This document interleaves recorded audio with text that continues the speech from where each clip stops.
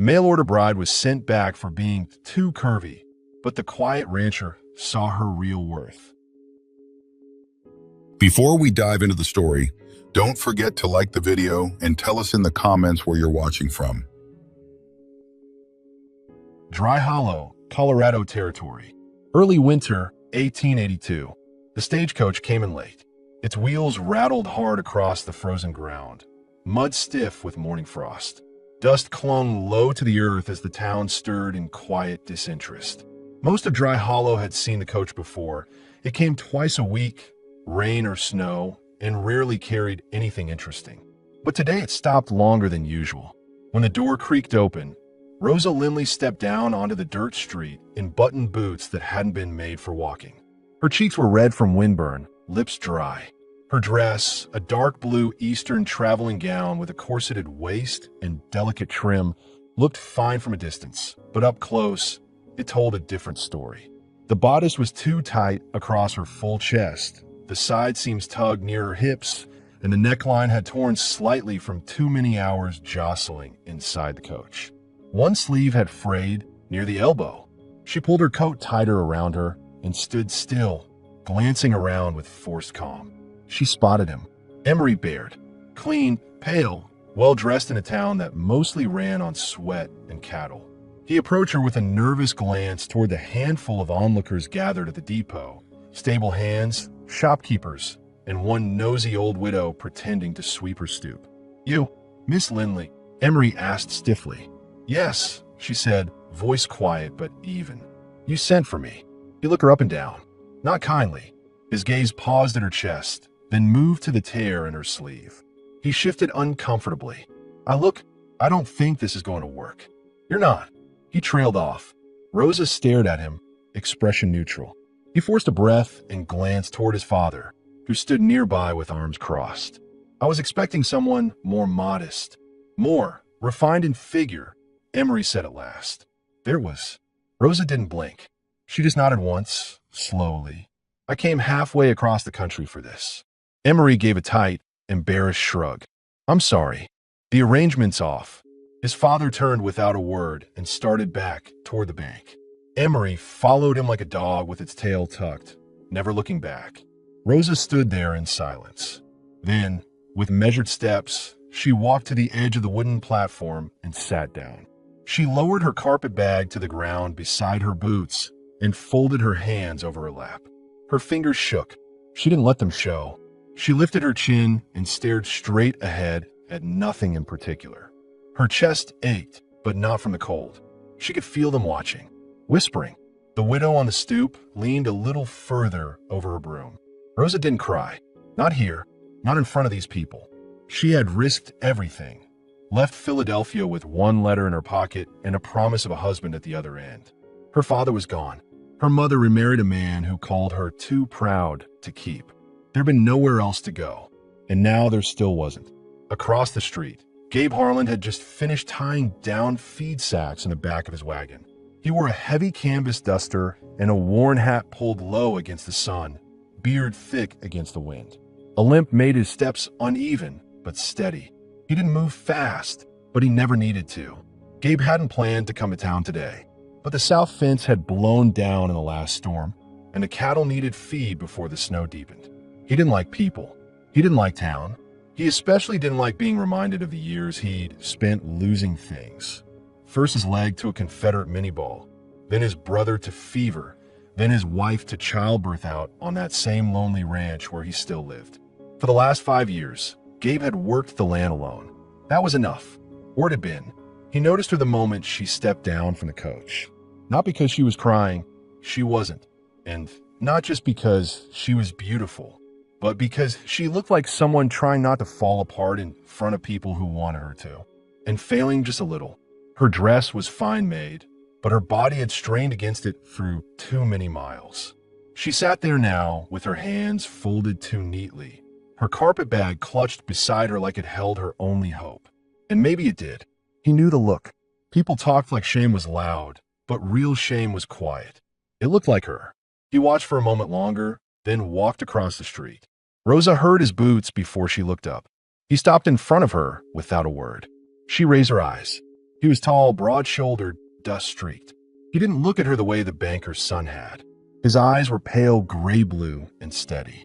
He didn't glance down her bodice, didn't smile, didn't ask questions, just stood there like a man used to making decisions and never needing to explain them. Finally, Gabe nodded toward his wagon. Rosa blinked. What? He pointed again. Wagon's mine. She looked from him to the empty road, then to the depot office, then back to him. Where would you be taking me? She asked cautiously.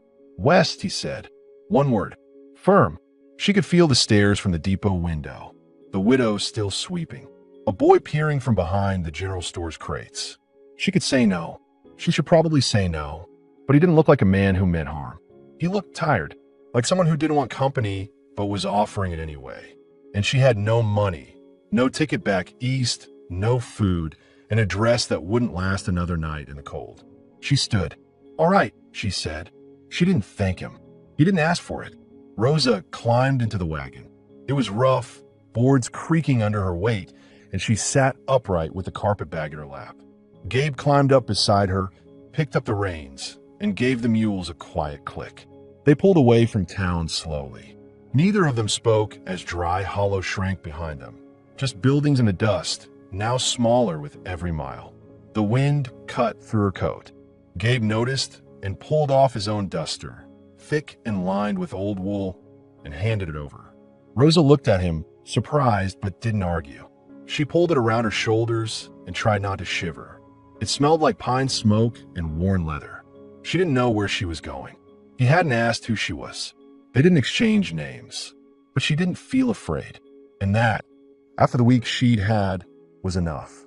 The wagon creaked onward toward the edge of the pines, where the land got quiet and the world stopped caring what people looked like. The sun had already dropped behind the ridge by the time Gabe turned the wagon off the main trail and onto a thinner track that wound through frozen brush and narrow pine stands. The wind had shifted colder, coming down from the mountains sharp and dry, cutting through Rosa's borrowed coat. She pulled it tighter around her, the collar brushing her cheek. Her carpet bag sat between her feet. Her hands were stiff from cold, but she hadn't spoken since they left town. She didn't know how long the ride had been, an hour, maybe more, but the silence hadn't felt threatening, just unspoken. She glanced at him once or twice, noticing how his eyes stayed on the trail, how he shifted his weight slightly every time the wagon bumped, favoring one side. He rode like a man who was used to pain but didn't talk about it. She hadn't asked his name, and he hadn't asked hers. They finally crested a low rise, and there it was, the cabin. It sat at the edge of a clearing, flanked by a small barn and a stack of split wood covered in canvas. The roof had patches but looked solid. Smoke drifted from the chimney. He must have banked the fire before leaving that morning. There were no animals in sight, but fencing curved around the property in wide loops, and faint prints in the frost told of hooves and boots. Gabe pulled the wagon to a stop beside the porch and set the brake. He climbed down with a grunt, limping slightly as he rounded to her side and offered a hand. She took it hesitantly, but was surprised by the steadiness of his grip. Inside, the air was warm, not cozy, but warm enough that the ache in her fingers began to fade.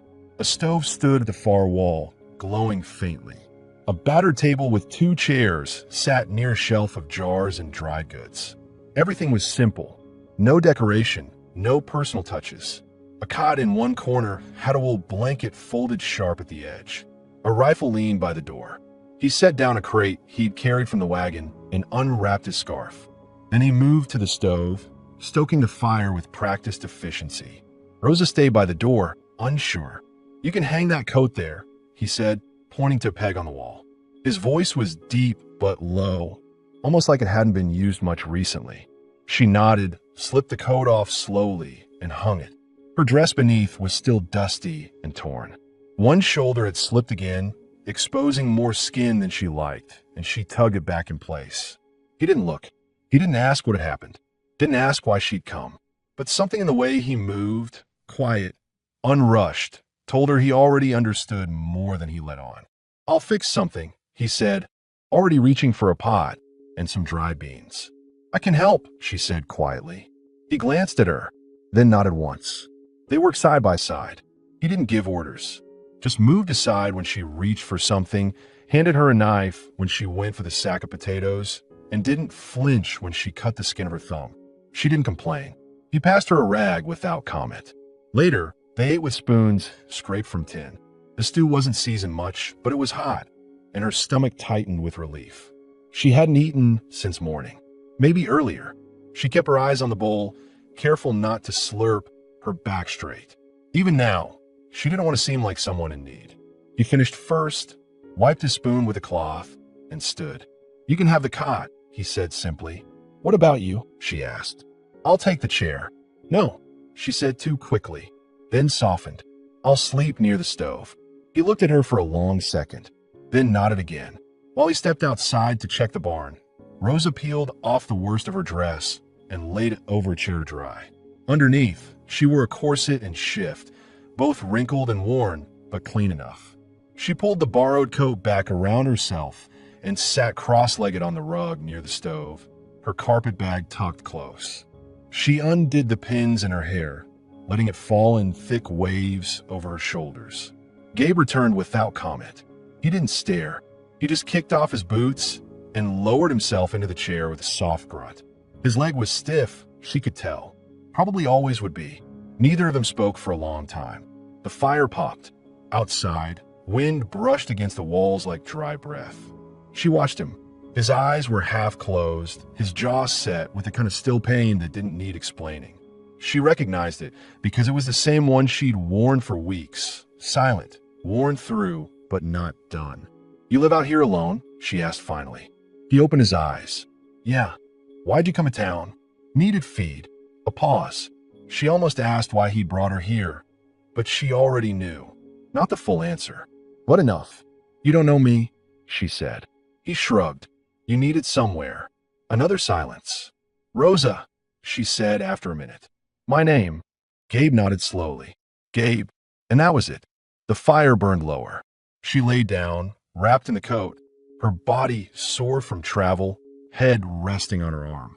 He stayed seated in the chair, one hand hanging over the side, eyes on the floor. Rosa didn't sleep easy. Her heart still raced too often. Her jaw clenched when the wind howled just right outside the cabin. But she wasn't cold, and she wasn't alone. In the quiet, beneath the smell of wood smoke and stew, something shifted. Not trust, not yet, but something like the beginning of it. The next morning came cold and colorless, sky the same shade as the frost-crusted ground. Wind had pushed snow across the lower field overnight. It wasn't deep, but enough to hush every step and bite through the seams of clothes not made for mountain winters. Rosa woke to the smell of coffee, real, brewed thick and black, and the sound of boots on plank flooring. Gabe moved around the cabin without much noise, but she could tell he'd been up for hours. She sat up slowly, wrapping the coat tighter around herself. Her muscles ached. The fire had gone low sometime in the night, but the cabin held enough heat to keep her from freezing. Gabe glanced over once as she stirred, then went back to setting a dented mug on the table beside a chipped bowl of oats. He didn't say good morning. She didn't expect him to, but he nodded toward the food, which was enough. She sat stiffly at the table, murmured a thank you, and ate. He stood by the window with his coffee, looking out across the white-rimmed fence line. "I've got chores to do," he said after a while, setting down his cup. "If you want to keep warm, stay close to the fire. I'll be back by sundown." She finished chewing. "I can help." He turned, brow low. "Don't need you to..." She met his gaze evenly. "I didn't ask if you did." Another pause. He studied her. Her hair was still half loose from the night before. She'd cinched the coat around her again, sleeves too long for her arms. Her eyes were tired, but her voice was steady. "I'll find something for you to wear," he said, and walked out the door. A minute later, he came back in with a bundle. Canvas trousers, an old flannel shirt, boots, and a patched wool hat. Everything smelled faintly of hay and horses. She looked at it in her lap for a moment, then took them behind the partition to change. The trousers were too long and had to be rolled. The shirt hung loose, but wide enough to move in. She tied her hair back, tugged on the boots, and stepped outside. Snow crunched underfoot. Wind cut down the slope from the ridge, sharp and constant. Gabe stood by the barn, already hauling hay out to the cattle pen. He didn't look surprised to see her. He handed her a fork. Start with the stalls. She nodded. It went like that for hours. Gabe didn't offer praise, and Rosa didn't expect it. She kept pace slow but steady. Her hands blistered quickly. Soft skin not used to pitchforks, but she kept working. When he lifted feed sacks, she held the gate. When he fixed the hinge on the barn door, she passed him nails. The silence between them stayed, but not like before. This silence worked. It moved. At midday, they sat outside the barn, each eating bread and jerky from the same cloth pouch. She didn't ask how long he'd lived alone. He didn't ask what had driven her west. But there were questions in the air between them. She wondered how badly his legs still hurt. It showed in the way he walked and how long he stood before shifting weight. She wondered how long it had been since he'd spoken more than a few words in a day. She wondered what had made him offer her a place here. Gabe, for his part, watched her hands, not her figure this time. Though he'd noticed it again that morning, the way her hips filled out the two big pants, the way her breasts shifted beneath the shirt when she bent to lift a bucket. He noticed, but he didn't let himself linger. He watched how she worked. No complaint, no playing helpless. When she winced from her blistered palms, she wrapped them in cloth and kept going. You done this before? He asked. She shook her head. No, but I've seen it done, and I learned fast. He nodded. Later, back inside, she peeled off the coat and hung it beside the fire. Her cheeks were raw from wind. Her lips cracked. She wrapped her hands with salve she'd found in a jar by the stove. She didn't ask whose it had been. He didn't say. You should wear gloves tomorrow, he said quietly. She nodded. I didn't know if you'd want me back outside. Gabe looked at her then. Don't see why not. You work. She didn't smile. Not really. But she didn't look away. That night, she moved her bedding a little closer to the stove. Not much. Just enough. He sat across the room, in the chair again, reading a torn dime novel she'd noticed tucked behind the flour sack. He didn't offer conversation. But when the wind howled and she flinched, an old reaction she couldn't break, he set the book down, stood, and added another log to the fire. Then he looked at her and asked, You warm enough? She nodded. Yes. Thank you. He paused. You could tell me if you're not. That was the first full sentence he'd offered her. She said nothing, just pulled the blanket tighter and watched the flames climb. Outside, the snow began again. Soft, slow, steady. No sound but the creak of the roof and the low crack of burning wood. Inside the cabin, a routine had begun. They didn't call it anything, but it was starting to feel like something. The third morning started with wind that hadn't stopped all night, rattling the shutters and pushing smoke sideways from the chimney. The snow had crusted over, hard enough that boots didn't sink, just cracked through the surface. Gabe was already outside when Rosa opened the door, dressed again in the loose flannel and the patched canvas pants he'd given her. Her hands were bandaged now. She wore gloves he'd left folded on the table without a word. She stepped out, cinching the coat around her waist. Gabe was by the corral, hammering a post back into place. He didn't turn when she came near. Fence line blew down on the east ridge, he said. She nodded and followed him to the sled, where he loaded tools and rope. They rode side by side in silence again, bumping over frozen ground. The sky was overcast, heavy with more snow. Rosa watched the trees pass, her gloved hands folded in her lap. She hadn't asked how long he'd been alone, but now she wondered if there had ever been anyone here before her. The second cot in the corner of the cabin, folded and unused. The worn spot on the porch rail, like someone had stood there every morning for years. They reached the ridge around midday. The fence had sagged under the weight of snow. Gabe stepped down first, limping harder now. The cold always made it worse, she could tell. I can carry that, Rosa offered, pointing to the beam. He hesitated, then handed it to her. Lift straight. Don't twist. She nodded. They worked for hours. Gabe dug out the old post holes, steady and focused. Rosa hauled wood tied wire. She didn't complain once. At some point, Gabe looked over and realized he hadn't needed to slow down for her all day. When the last post was in place, they sat on a rock under a stand of bare aspen trees, drinking water from shared canteen. The wind had died for the first time all day. Their breath showed in thin trails. "You were married before," Rosa said suddenly. Gabe didn't answer at first. Then, "Yeah. She died here." He nodded. "Years ago. What happened?" He didn't look at her. "Childbirth." Rosa held the canteen a little tighter. "I'm sorry. She wanted the land. Said she didn't mind the quiet. Thought it'd be different, I guess." They sat in silence. "I don't mind the quiet," Rosa said finally.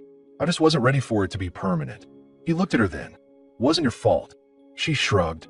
"Doesn't change the fact that I'm still here, and he wanted no part of me." Gabe's eyes held to hers longer this time. His loss. The words were simple, but they sat heavy between them. Back at the cabin, Rosa moved slower, her body stiff from the long work. She peeled the gloves off inside and winced at her raw palms. Gabe, who had just set his coat down, crossed the room, opened a drawer, and handed her a small tin of salve. She took it gently. As she dabbed the ointment onto her hands, he lit the stove again. The fire caught quick, crackling in the grate. "You've got steady hands," he said. She gave a small, surprised laugh. "They don't feel steady." "They are." She looked up. His face was calm, unreadable, but his voice had changed. Quieter. "I used to do embroidery," she said. "For church women, back east." He nodded slowly. "You're used to fine things." "I was used to pretending I was," she said. "There's a difference." She stood and moved toward the hearth, kneeling to stir the fire. As she leaned forward, the old shirt she wore shifted, her neckline falling wide on one side, exposing the top of her shoulder and part of her chest. She realized it too late. Straightened quickly. Gabe had seen. He turned away, jaw tightening. She didn't speak. He didn't either. But something between them shifted, tense, real, and unspoken. Later that night, as snow began to fall again outside, she stood at the stove, stirring stew while he repaired a boot at the table. His hands were thick, weathered, but careful. Her hair had come mostly undone, loose strands clinging to her cheek in the firelight. "Why'd you help me?" she asked quietly, not turning from the pot. Gabe didn't answer right away. Then he said, "Didn't seem right, leaving you there." That's simple. He met her eyes. Yeah. She didn't ask anything more. That night, she laid her bedding down closer to the fire. Gabe didn't stop her. She didn't try to explain the slight shake in her hands, or the way her heart still jumped at sharp noises, or the ache in her chest that had started the moment she stepped off that stage and hadn't quite left since. He didn't ask, but when she finally drifted off, he looked over once from the chair. Watch her breath slow, her face soft in sleep.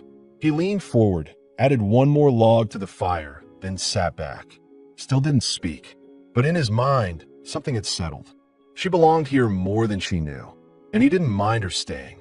By the end of the week, Rosa had settled into the rhythm of Gabe Harlan's ranch. Early mornings, hard labor, quiet meals, and long silences that no longer felt like walls. Her body still ached in places from work she'd never done before, but her hands had calloused over and her breath didn't hitch every time she lifted a feed bucket or pushed open the barn door. She had stopped flinching when she heard a coyote call out in the night. She didn't startle when he passed behind her. She still didn't ask questions, and Gabe still didn't offer many answers. But they shared the stove now without effort. She wore the clothes he'd given her like they'd always been hers. And every night, she laid her bedding a few inches closer to the fire, and he let it happen without comment. It was the first time in weeks she'd stopped waiting for the next bad thing. Then, before noon on a gray Tuesday, it arrived. The sound of hooves echoed off the tree line. Gabe was outside, chopping wood. Rosa was inside, wiping the table clean when the sound carried over the ridge. Too fast for cattle, too sharp for deer. She stepped onto the porch just as Gabe straightened, axe still in his grip. A single rider broke through the snow-dusted brush, coat flapping behind him, horse sweating hard despite the cold. The man wore a town deputy star and a mouth too ready to talk. "Harlan," he called out, pulling his horse short near the edge of the clearing. "You up?" Gabe didn't answer right away. He walked over slowly, axe still in hand but lowered. "What's the business, Cooper?" Gabe asked, calm but flat. The deputy scanned the cabin, his eyes briefly catching on Rosa at the door. "That her?" Gabe didn't look back. "Who?" "The girl from the stage. Banker's son says she ran off with some stranger." claimed she owed him money for the cost of the letter, the fare. Rosa felt her heart beat faster. Not fear exactly, more like the tight tension of shame resurfacing. She didn't move, didn't go back inside. She stood there, lips pressed tight, chin high. Gabe turned toward the cabin finally and looked at her. "She owe you anything?" he asked her, his voice level. Rosa shook her head once. "No." Gabe turned back. "Then she's not running." Cooper raised his brows. "Look, I don't care what you're doing out here, Gabe, but the boy's making noise in town. If she's here, she's..." Gabe cut in. Cooper stared. "You're admitting it? She's not property. She's not hiding. She's staying. And that's all I gotta say." The deputy shifted in his saddle, unsure how to respond to that kind of plainness. "All right then, I'll tell him you said so." Gabe gave one nod. "You do that." Cooper turned his horse slowly, then paused. "You always were good at keeping to yourself. But this, a lot of folks gonna talk." Gabe didn't answer. Cooper rode off. The silence afterward was long. The snow had started falling again, light and slow. Gabe didn't move for a full minute. Neither did she. Finally, he walked toward the porch, boots crunching across frost-bitten earth. Rosa stepped aside to let him in. He set the axe by the door, pulled off his gloves, and walked to the stove. Started tending the fire like nothing had happened. Rosa stood in the middle of the room, her arms crossed. "I didn't expect them to come looking for me," she said after a moment. Gabe didn't look up. "They didn't come for you. They came to make noise. You didn't have to say I was here. I don't lie." That hung between them. She walked closer, standing near the table, watching him adjust the wood. "That boy in town, Emery, he humiliated me. Said I was too much, too soft. Said he was doing me a favor, sending me back." Gabe looked up now. "You believe that?" "I did." She paused, but not anymore. His eyes held on hers. "Good." She moved to the stove, took the kettle, and filled it from the barrel near the window. Set it to boil without asking. Her hand brushed his as she reached for the handle. He didn't pull away. "Why'd you do it?" she asked. "Why'd you speak for me?"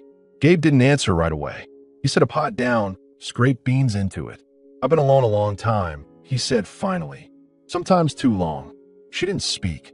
"I don't expect anything," he added. "I just know what's decent. And leaving you alone out here with no name and no place to go, that wasn't decent." The kettle hissed softly as it heated. Rosa looked at him for a long moment. Then she stepped closer. She reached out, slowly, and laid her hand gently on his arm. "Thank you," she said, "for seeing me." He didn't move, but she felt something shift under his skin. That night, after the fire was built strong and the stew was done, they sat together in the quiet. Gabe didn't return to his chair across the room. He stayed at the table after supper, mending a leather strap while she cleaned the dishes. At one point, when she walked past, her hand brushed his shoulder lightly. He didn't flinch. He just let it be. The snow outside thickened. And for the first time since arriving, Rosa didn't feel like she was waiting to be sent away. She had chosen to stay. And Gabe, quiet, steady, haunted Gabe, was starting to make space for her to belong. The thaw came slowly, like the land wasn't sure it wanted to wake up. The snow didn't melt so much as recede, leaving behind thick mud, dead grass, and the first signs of green in places that had been frozen for months. The air still bit in the mornings, but by midday it softened, and the sun held a little longer in the sky. Rosa had stopped asking where she stood in Gabe's life. It didn't feel like a question anymore. She was still in his cabin, still waking to the sound of his boots on the porch, still stirring the fire before he came in. She wore his clothes without hesitation now. Loose flannel shirts with rolled sleeves, his old trousers cinched with a rope belt, sometimes just one of his work shirts hanging long over her bare legs when the mornings were warmer and the stove ran low. He'd never said anything when he saw her like that, but his eyes lingered longer now, not leering, just still, a quiet kind of hunger that he kept buried behind silence and routine. She felt it too. It wasn't just the way he looked at her. It was how close he stood when they worked together in the barn. How his hand would graze hers when passing tools. How she no longer flinched when he brushed her waist to reach a shelf behind her. He didn't pull away either. They didn't speak of it, but the air between them had changed. Slower, heavier. One afternoon, Rosa was hauling water from the creek, boots sinking into wet ground. The sun was strong enough to warm her back through her shirt. She paused near the cabin to rest and saw Gabe up on the roof, checking for damage. He moved carefully, his limp more pronounced when climbing. She watched him in silence, a soft smile tugging at her lips. He hadn't shaved in days. The beard suited him. She hadn't told him that. He looked down and caught her watching. "You all right?" he called. "Yeah," she said, shielding her eyes. "You shouldn't be up there alone." He grunted. "I ain't that fragile." She tilted her head. "Didn't say you were." He gave a slight nod, like that meant something, then looked back to the shingles.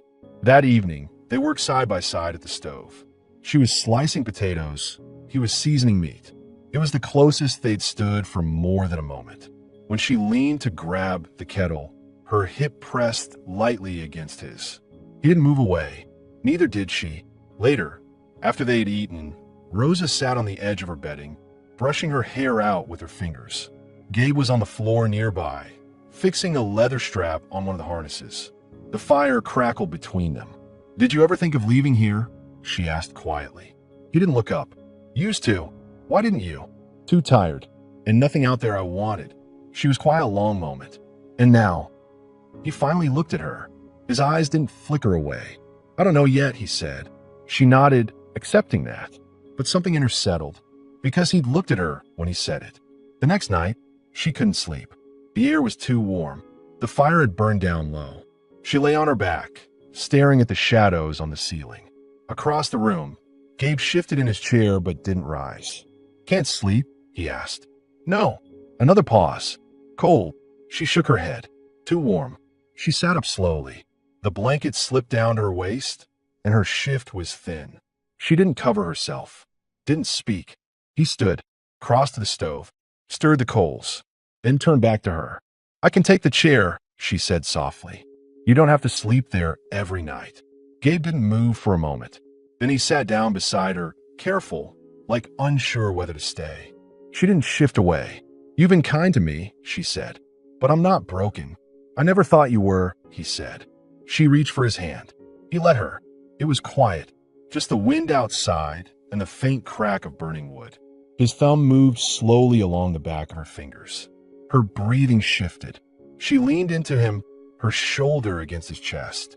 He didn't touch her back or pull her closer, but his presence surrounded her like shelter. His hand stayed over hers, warm and rough. She lifted her head, looked at him in the firelight. He didn't speak. He didn't need to. She leaned in slowly, pausing just before her lips reached his. He met her there, one soft kiss, brief but held. When it ended, I didn't move away. She looked at him again. "You don't have to stay alone anymore." He touched her face then, brushing a curl behind her ear. "I know," he said.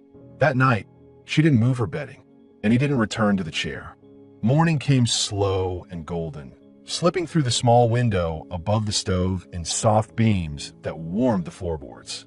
Rosa opened her eyes to the smell of pine smoke and the weight of Gabe's coat still draped across her legs. For a long moment she stayed still, listening. His breathing was quiet behind her, steady close. She didn't move, didn't want to. She wasn't used to waking up beside someone who hadn't taken something from her. But this was different. He hadn't reached for her in the dark. He hadn't tried to claim anything. He had simply stayed near, one arm slung over her waist, warm and still. She turned her head slightly and saw him awake, eyes open, watching the ceiling. "Morning," she said, voice low. "Yeah," he answered, rough from sleep. Neither of them moved. There wasn't awkwardness, just stillness. The kind that comes when something has changed, but no one has named it yet. She sat up slowly, pulling the coat tighter around herself, and walked barefoot to the stove to stoke the fire. He followed a minute later, rising without complaint, even though she could see how stiff his leg was. He poured water into the kettle. She didn't speak. Neither did he, but the silence had shifted again, no longer uncertain. Just understood. That day they worked the field. The soil was wet and dark beneath their boots, the sun strong enough to make sweat bead at their temples. Rosa rolled her sleeves past her elbows and tied her hair back with a scrap of cloth. She moved like someone who belonged there now, who knew which tools needed oil, which rows were due for tilling. Gabe watched her sometimes, not with curiosity, not with hesitation, just like a man looking at something he was learning to let in. Around midday, he limped to the porch and sat. She brought him water without being asked, handed him a rag for his brow, and sat beside him in the shade. He finally broke the quiet. "You planning to stay?" She didn't answer right away. "I don't have another plan," she said. "But that's not the same as staying." He nodded slowly. She turned toward him. "Are you asking?" His jaw worked for a second. Then he met her eyes. "Yeah, I think I am." She looked away for a moment toward the barn, the fence line, the sky above it all. "I haven't belonged anywhere in a long time," she said. "Back east, I was always too much. Too loud, too soft, too big. Then I came here, and suddenly I was too little, too desperate, too inconvenient." Gabe didn't interrupt, just listened. "But here," she hesitated. "You never asked me to be anything. You didn't need fixing," he said. She turned back to him. "I don't want to be just someone passing through." "You're not." He said it with finality. Not romantic, not poetic, just truth. That night, after supper, Rosa sat near the fire brushing her hair. Gabe watched her from the table, nursing a mug of coffee. The light flickered against her skin. The shirt she wore had slipped slightly, one shoulder bare. He stood slowly, set the mug down, and crossed the floor toward her. She looked up as he approached. He knelt beside her, careful of his leg. "Rosa," he said, quiet. She didn't answer, just waited. He reached out and touched her face. Slowly, his thumb traced her cheek, her jaw. "You don't have to," she whispered. "I know," he said, "but I want to." He kissed her gently, and she leaned into it. This time, the kiss lingered. His hand slid to the back of her neck, hers to his chest. Nothing rushed, nothing expected, just breath and closeness and the quiet press of two people who hadn't touched like this in years. Later, lying beside him on the floor in the firelight, she traced the scar on his side without asking. He didn't stop her. She let her fingers rest there. "What are we, Gabe?" she asked. He didn't open his eyes, but he answered, "Real." And in that single word, she found more certainty than any letter or vow she'd been promised before. By early April, the land had softened. Ice no longer clung to the barn roof, and muddy trails ran down from the ridge. Snow had retreated into shadowed gullies, and birdsong returned in short bursts that cut the silence of the valley. Gabe had begun walking straighter again, his limp still there, but less stiff in the warming air. Rosa had started sleeping through the night, and she no longer startled when wind scraped the windows. She was no longer just a guest. She cooked without asking, repaired buttons, cleaned the rifle, planted onion seeds in a line, so neat even Gabe raised an eyebrow. She wore his shirt in the mornings and her patched blue dress in the afternoons, the one she'd resewn from what was left of her travel clothes. It still pulled a little across her chest, but she didn't hide it anymore. Not here. And Gabe, he no longer kept his distance. His hand would rest lightly on her back when passing. His coat, once draped on a hook by the door, now hung beside hers. Their plates shared the same shelf. Their boots sat side by the fire. Nothing had been spoken outright, but everything had changed. Then the knock came. It was late afternoon, sun dipping low, casting long shadows across the porch. Rosa was kneeling in the small garden plot, fingers deep in thawed earth. Gabe was at the shed, oiling a hinge.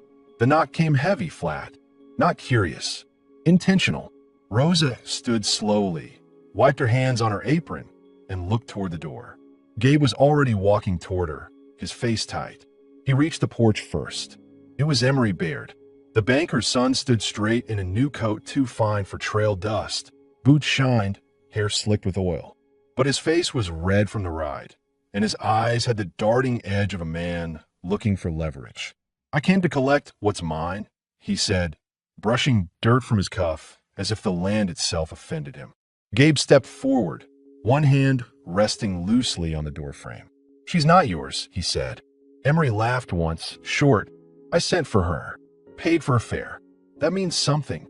Rosa stepped onto the porch then, her hair loose around her shoulders, apron still dusted with soil. She didn't speak, just looked at Emery with flat, even eyes. Emery looked her over, and something smug twisted in his mouth. "You filled out even more," he muttered. Guess you've been eating well. Gabe moved. Not a lunge, not a threat, but something shifted in the space between them, and Emery took a half step back. Rosa spoke, voice clear. You paid for a letter and a train ticket. That's all.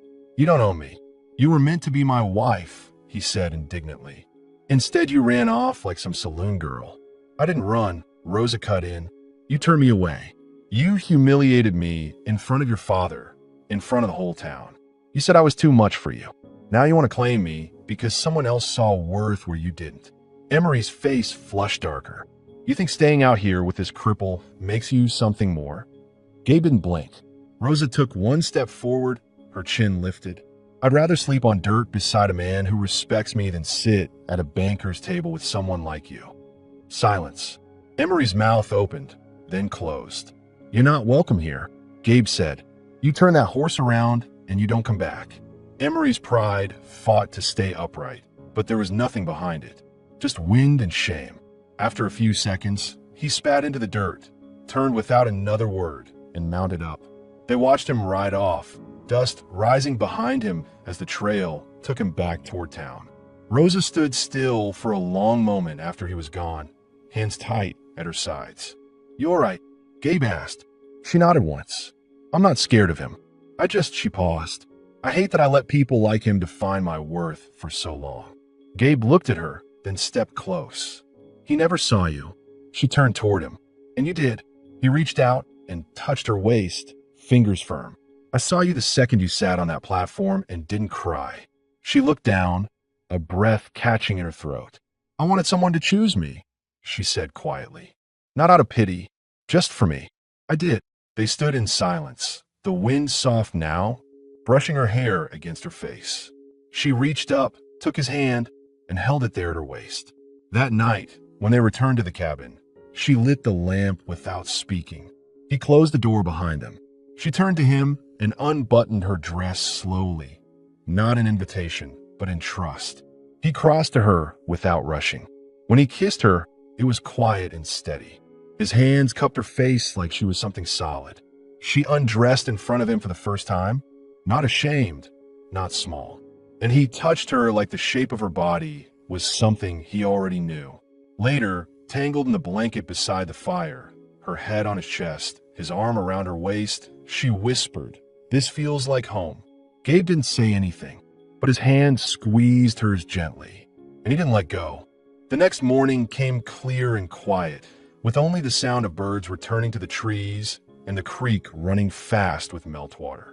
The storm had passed, for good this time. Rosa woke curled against Gabe's side, her cheek resting on his bare chest, his arm wrapped around her like he'd never meant to let go. He was already awake, staring at the ceiling like he had been for a while. But when she stirred, his hand moved gently along her back. She lifted her head. You didn't sleep? I did, he said, but I liked watching you more. She studied his face in the soft light. You're different today. I know, he said. Feels like something settled. She nodded. It had. The following days unfolded like the land itself had softened under their feet. There were no more knocks at the door, no more shadows on the ridge, just work, warmth, and the steady rhythm of something that had grown real. Rosa found herself humming in the garden. She wore her patched blue dress again, mended at the shoulder and taken in slightly at the waist, her apron tied snug. Her curves, once the reason for ridicule, now filled that dress with pride. Her body didn't feel like a burden anymore. She moved like someone who had nothing to hide. Gabe watched her from the porch often, boots resting on the step, a mug in hand. The scowl he used to wear without noticing was mostly gone now. Not replaced by smiles exactly, but something quieter, a kind of peace. One morning, Rosa stood at the fence line, watching the cows graze along the soft hill. Gabe walked up behind her. I'm heading to town tomorrow, he said. She turned. Do you want me to come? No, he said, then added, but I want to bring something back. She raised an eyebrow. What? He hesitated. You'll see. The next afternoon, he returned with two things in his wagon. One was a new kettle.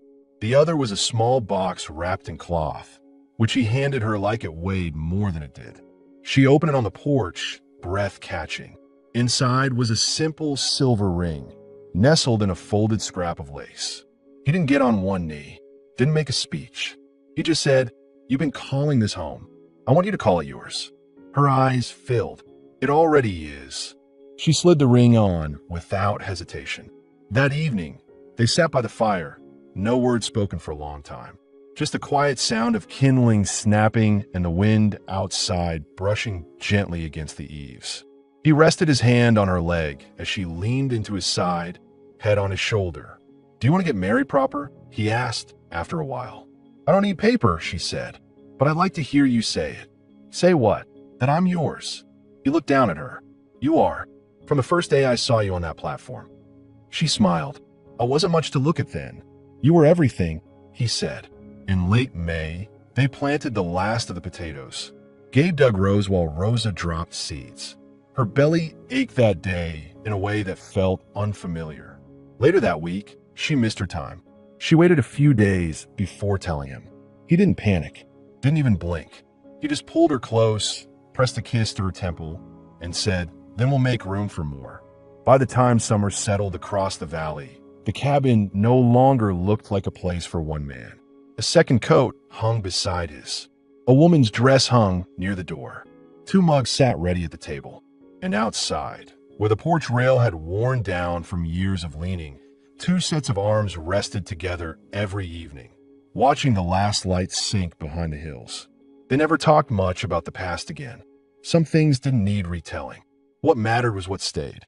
And Rosa had stayed, not because she had nowhere to go, but because she had chosen this.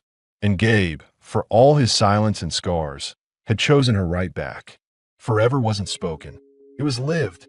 Every morning, every chore, every look across the table. Here, in their home, where no one questioned her worth ever again.